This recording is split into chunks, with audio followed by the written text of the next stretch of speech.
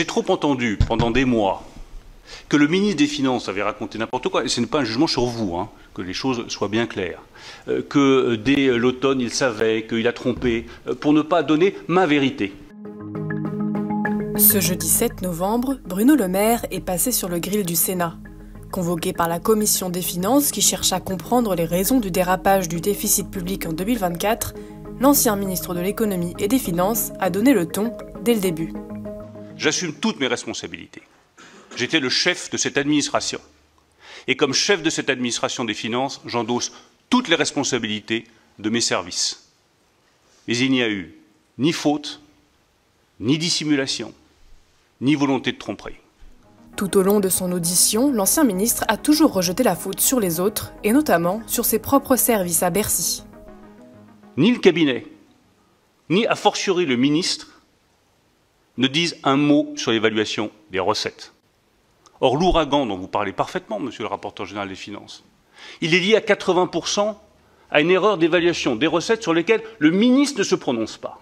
Accusé d'avoir maintenu un objectif de déficit à 4,4% pour 2024, alors qu'il s'établit aujourd'hui à 6,1% du PIB, Bruno Le Maire charge le nouveau gouvernement Barnier. Quand on me dit que le déficit pour 2024 sera à 6,1%, c'est le choix du gouvernement actuel. Je conteste donc formellement ce chiffre de 6,1% qui est ressassé à l'envi pour expliquer que le précédent gouvernement a tout fait mal et que le nouveau gouvernement fait tout bien.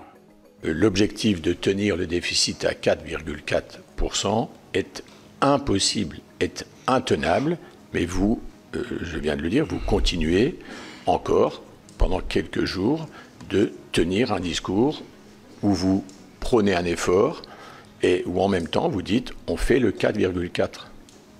Oui, et je referai exactement la même chose, monsieur le rapporteur général. Donc, de mon point de vue, je vous le dis, vous, pour le coup, vous persistez dans l'erreur. Contrairement à sa volonté de transparence affichée pendant toute l'audition, je ne suis plus en fonction, je ne suis plus parlementaire, je suis libre.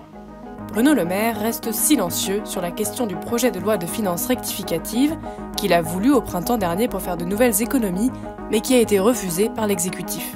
Bon, qui alors a pris la décision? C'est le Premier ministre? Et vous poserez une fois encore la question à ceux qui prennent la décision. Moi, j'ai défendu une position. Mais monsieur le ministre, puisque vous n'êtes pas suivi, vous balancez personne en disant qui a pris la décision. Ne comptez pas sur moi mais c'est pas, pour me désolidariser bien sûr. de qui que ce soit, des hommes et des femmes avec qui j'ai travaillé pendant 7 ans.